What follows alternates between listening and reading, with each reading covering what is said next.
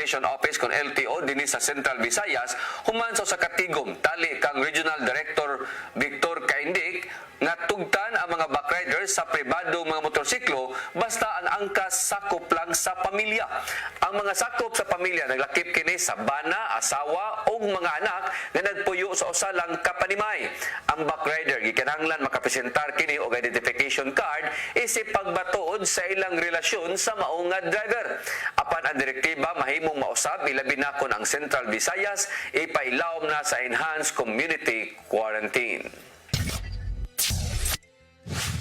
Cebu City Police Office mubadlong na sa mga habal-habal nga dunay angkas sa ilang motorsiklo gawas lang kung asawa o miyembro sa pamilya ang sakay niini.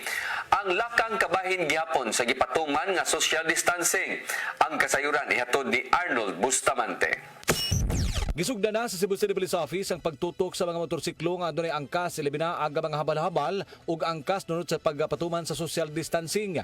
Mato ni Police Colonel Gilbert Soriano ang hepe sa kapulisan sa siyudad sa Sugbo nga katulang nga magtiayon ang tugutan nga makaangkas sa motor.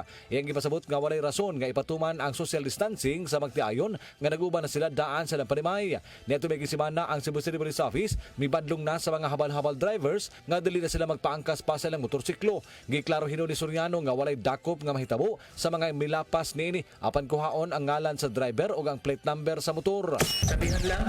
Sabihan lang kasi yun naman ang guidance sa atin kapag ka mag-insist. Pero we will take note of yung identity nung habal-habal sa kayong siguro plate number ng kanyang sasakyan, motor. Samtang 13 ka mga minoridad o 23 ka mga hamtong ang gibadlong o gipapauli sa ilang pinuanan atol sa ilang pagpatuman sa Executive Order 52 ni Mayor Edgardo Labella. Doon na pa'y mga senior citizens ang makita sa gawas o sa mga checkpoints areas nga migawas sa ilang Panimay aron na mamalit og pagkaon. Tungod kay sayon sila nga mataptan sa bisan unsa nga matang sa virus, miawhag sa Soriano nga dili na lang kini mo gawas pa. Gihulagway ni Soriano nga mikunhod na karon ang mga tao nga naa sa kadalanan itandi sa unang gabi nga pagpatuman sa curfew di nakabadlong sila kapin sa 200 ka mga tao. Doon sa curfew kumukunti na. Last night meron kaming 13 minors saka 23 na adults na nakosyon at pinauwi ng mga pulis natin. So dati almost yung first day natin almost 200 or more than 200. So at least nakikipag-cooperate na yung mga tao.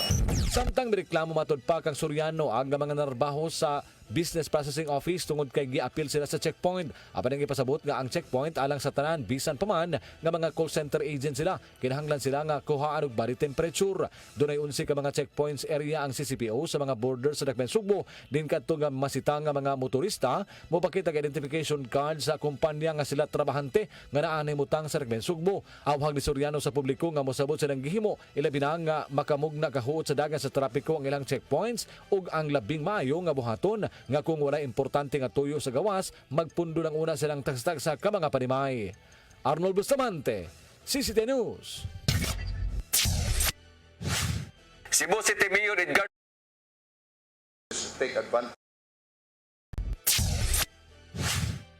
Hangyoon ni Cebu City Mayor Edgardo Labilla aron magpa-47 karong alas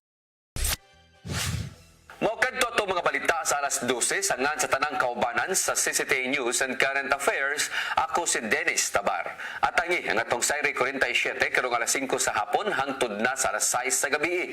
Up next ang Santos nga misa manukad live sa CCTA Chapel. Daghang salamat.